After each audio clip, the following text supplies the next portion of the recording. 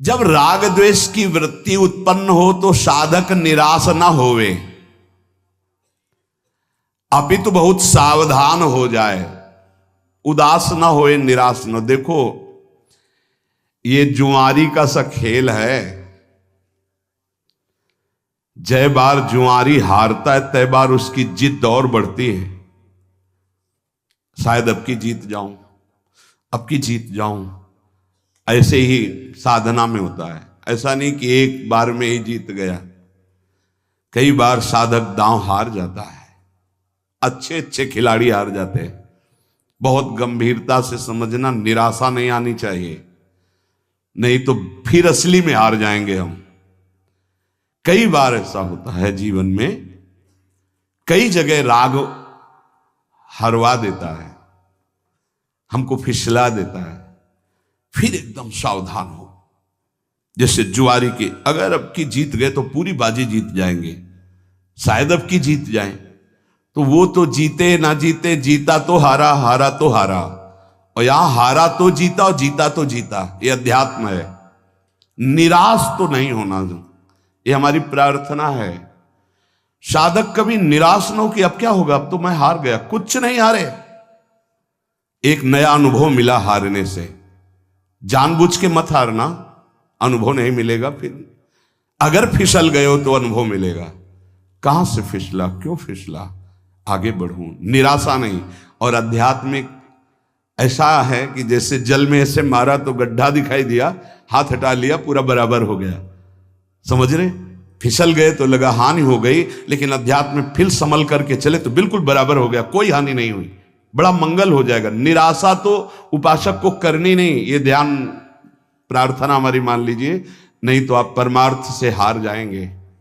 अंतिम श्वास तक हारना नहीं है, हारते हुए भी हारना नहीं, ये बात मान लेना। मैं हर बार कमर कसूंगा, अब की शायद जीत जाऊं, अब की शायद जीत जाओगे, निकल जाओगे। बहुत ध्यान देने का विषय वर्णन हो रहा है, यही हमारी आध्यात्मिक उन्नति मारी जाती है। क्या होता है, साधक राग पूर्वक किसी कर्म में प्रवृत्त ना हो, किसी भोग में, किसी विषय में, किसी कर्म में, आज्ञा मान करके कर्म में प्रवृत्त हो। ये बड़ा सूक्ष्म विषय है। साधक की कर्मों में प्रवृत्ति या निवृत्ति अपनी रुचि से नहीं होती। मुझे अच्छा लगता है इसलिए करता हूं, मुझे अच्छा नहीं लगा इसलिए छोड़ दिया, नहीं। वो आज्ञा पर करता है, आज्ञा पर त्याग करता है, इसलिए उसका करना राग पूर्वक नहीं और त्याग करना द्वेष पूर्वक नहीं है, वो आज्ञा पे चलता है। साधक है, शास्त्र आज्ञा, गुरु आज्ञा। ध्यान दीजिए, हमारा हर कार्य अब जो ही कहें करें हम सोई आयस लिए चले निज दासी, राग द्वेष की सत्ता ही नहीं रह जाएगी। हमारा जो कार्य होता है वो शास्त्र आज्ञा, गुरु आज्ञा से होता है। अगर हम किसी कार्य में प्रवृत्त होते हैं तो आज्ञा, कर्तव्य, अगर निवृत्त होते हैं तो आज्ञा, कर्तव्य। हमारा कर्तव्य ये नहीं करना चाहिए, शास्त्र आज्ञा, गुरु आज्ञा, इसलिए हम नहीं करते। द्वेष पूर्वक त्याग नहीं, राग पूर्वक ग्रहण नहीं।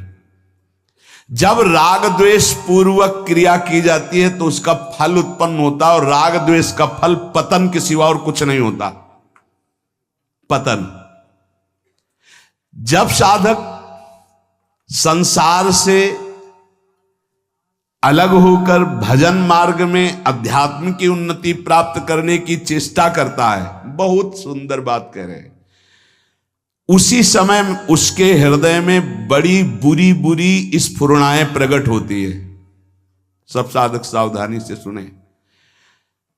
जब साधक संसार का त्याग करके सच्चिदानंद की प्राप्ति के लिए भजन में लगता है तो उसके हृदय में, अंतःकरण में बड़ी बुरी बुरी स्फुरणाएं प्रकट होती है।